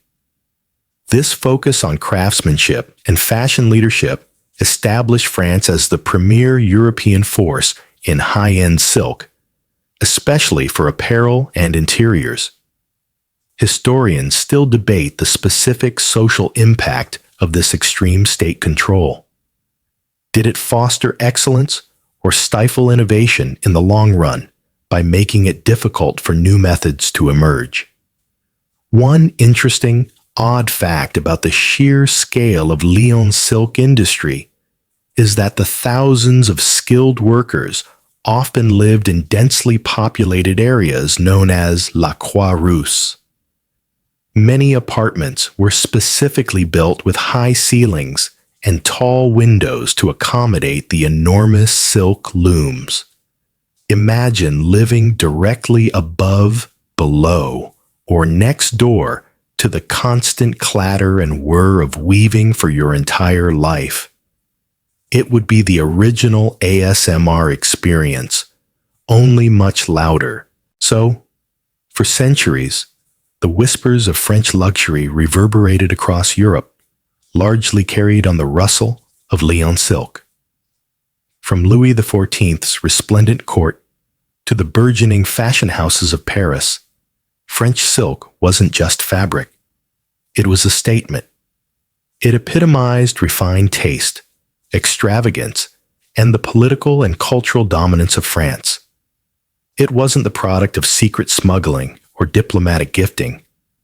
It was the deliberate creation of a national industry, forged by royal decree in skilled hands, a true symbol of ultimate power. The demand for silk in Europe now had an answer. Make it in France, and make it magnifique. As you surrender completely to slumber, picture that intricate brocade spun from the very worms that had once been Chinese state secrets, now adorning the walls of a grand European palace. You are absolutely gone, lost in the quiet current of sleep, a veritable master of the long historical slumber. Excellent! We've meticulously followed silk's journey, from the secretive cocoons of China to the glamorous royal courts of France, showcasing its consistent appeal as a luxury good. But as the world began to change with astonishing speed in the 18th and 19th centuries, silk faced its next big challenge and opportunity: the dawn of the Industrial Revolution. This is where our beautiful, artisanal fiber met the relentless, world-changing power of machines. Welcome to industry's spun revolution. Imagine, if you will, the bustling silk workshops of Lyon we just discussed. Countless weavers, master artisans meticulously threading their looms by hand, or with relatively simple treadle mechanisms, painstakingly creating every complex pattern. It was slow, laborious, and thus expensive work. Then came the era of steam, iron, and revolutionary inventions designed to do things faster, cheaper, and on a grander scale than ever before. Suddenly, every traditional craft faced the relentless march of mechanization. Silk was no exception. The biggest game changer for the silk industry, and textiles in general, was the invention of the jacquard loom. Before 1801, weaving complex patterns on silk required incredible manual dexterity, sometimes even using an extra operator known as a drawboy to lift and manipulate warp threads according to a design. This made elaborate brocades or damasks incredibly labor-intensive. Joseph-Marie Jacquard, a French weaver and merchant, revolutionized this with his mechanical loom, which used punched cards to control the intricate pattern weaving. Think of it like a very early form of computer programming. Holes in the cards dictated which threads would be raised or lowered, allowing for incredibly complex, repeatable patterns to be woven automatically and with relative ease. This is an authoritative historical fact.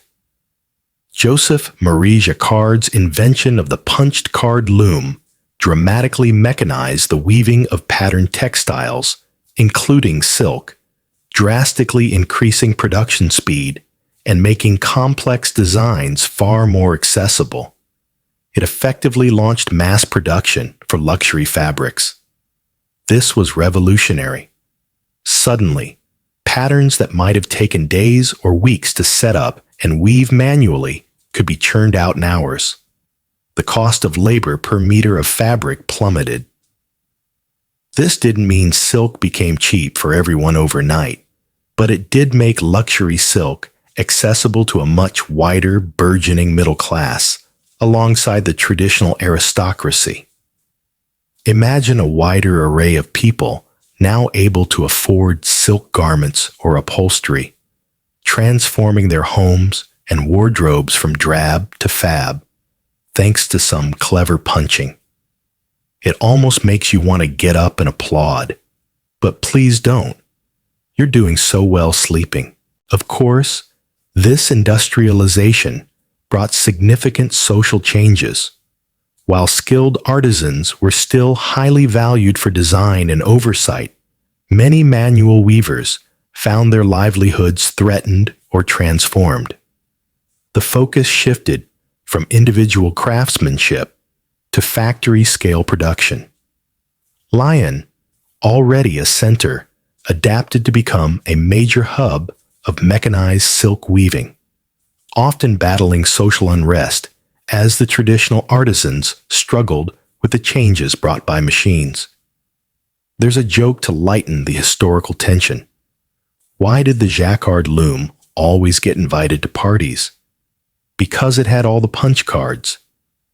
The Industrial Revolution also impacted other stages of silk production, albeit more gradually.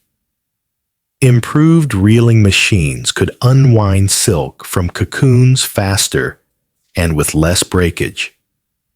Advancements in chemical dyes allowed for an even wider spectrum of vibrant, consistent colors. While silkworm cultivation remained largely a biological process, the processing of silk became increasingly mechanized. The scale of production skyrocketed. What was once the preserve of tiny, meticulous workshops became the output of sprawling factories, complete with the clatter of machinery and the hiss of steam. Historians still debate the extent to which the mechanization of silk weaving, while making the fabric more accessible, ultimately diminished its aura of bespoke exclusivity. Did it cheapen silk to be mass-produced, even if still luxurious? Or did it simply spread the joy of silk to more people, making it more influential in broader fashion trends? The answer, of course, probably lies somewhere in between. For centuries, silk was defined by its handcrafted, mysterious origin. Now, it was a product of the factory floor, a triumph of human ingenuity and mechanical power. An odd fact about this shift: despite the advances, early steam-powered silk mills could sometimes produce static electricity that was quite literally shocking. Imagine sparks flying as a silken bolt was finished. Quite a different experience than the quiet, delicate hum of a traditional hand loom. It reminds you that this progress often came with unforeseen side effects. So, the very fibers that once crossed continents on the backs of camels and sailing ships, carrying the whispers of an ancient secret, now zipped through machines, punched cards dictating their intricate fate.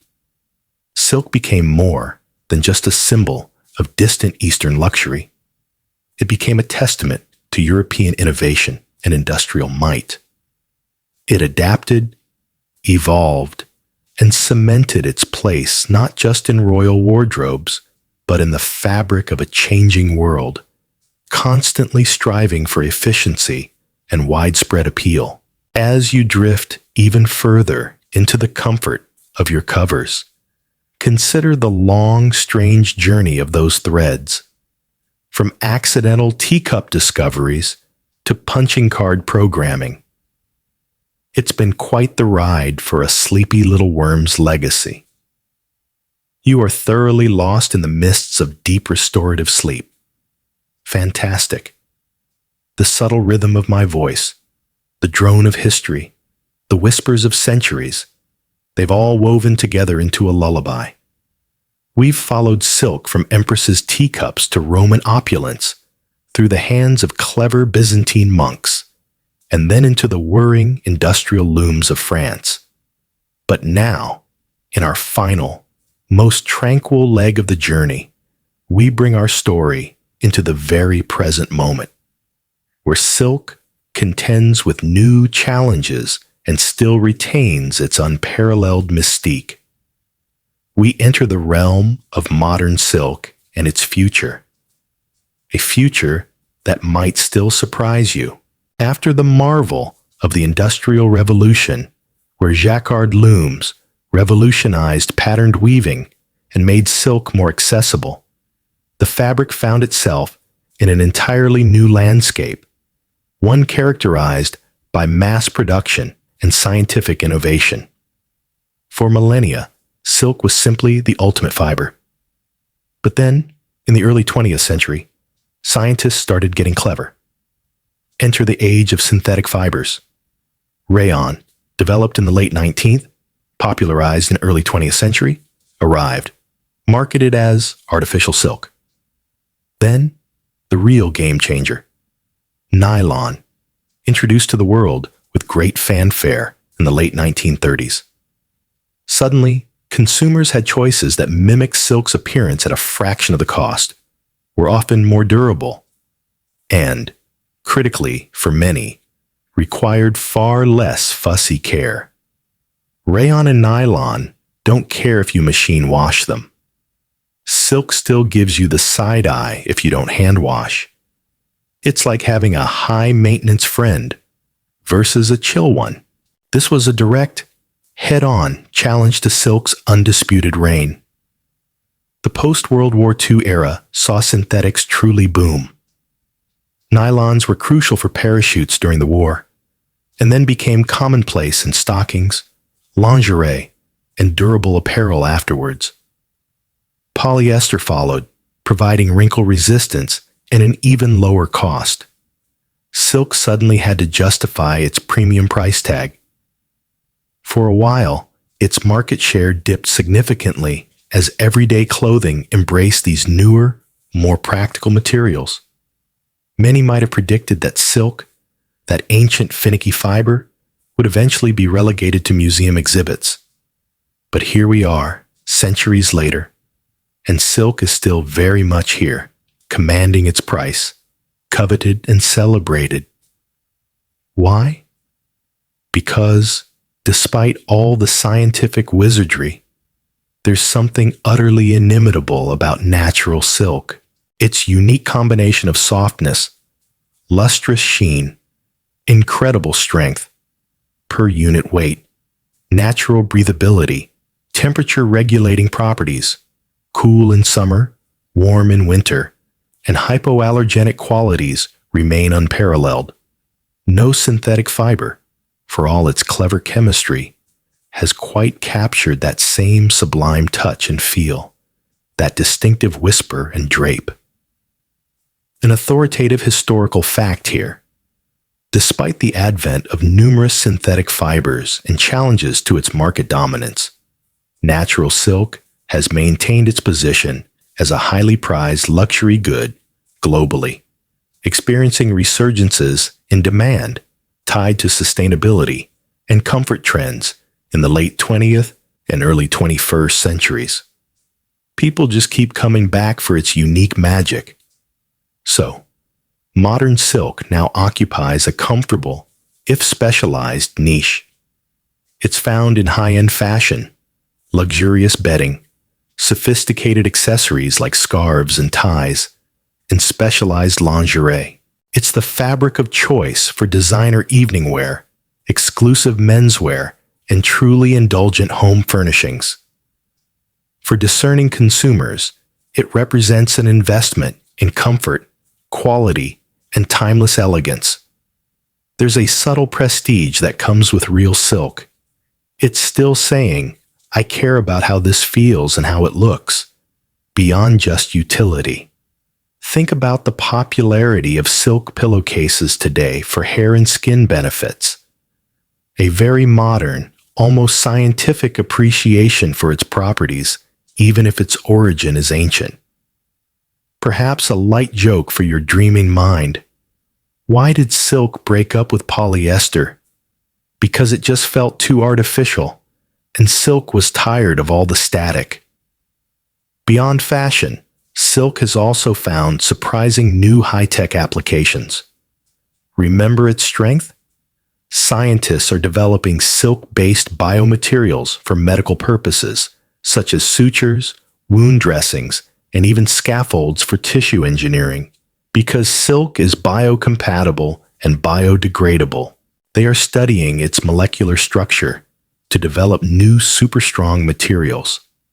An odd fact to underscore this: researchers are even working on bioengineered spider silk from bacteria or yeast, trying to replicate the extraordinary strength and elasticity of natural spider silk, which is often stronger than steel by weight, without needing to milk thousands of arachnids.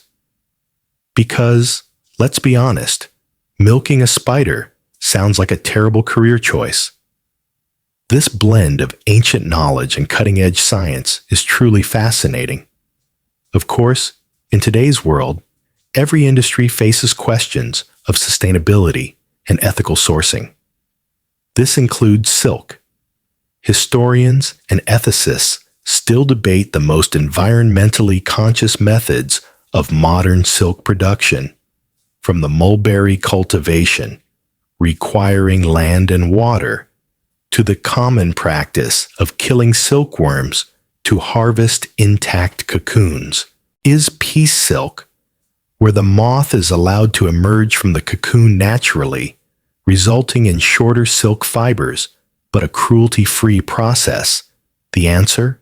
Or are synthetics, with their fossil fuel origins and plastic waste, inherently less natural, but potentially less resource-intensive in the long run? It's a complex, open academic debate that touches on everything from traditional sericulture practices to global supply chains and consumer values. But ultimately, the future of silk seems secure, albeit within a more refined, deliberate context. Innovations continue, from new dyeing techniques to even more specialized weaving. While silk will likely never again be the only game in town, its unique tactile qualities and inherent luxury guarantee its enduring appeal. It's the grand finale to a nearly 5,000-year story, proving that some classics simply cannot be replicated. Perhaps a final, sleepy joke. What's silk's favorite music? Anything with a smooth thread, money. Oh, come on. That was silky smooth. So, as you finally, completely drift off, perhaps curled up in something soft, consider the remarkable odyssey of that thread.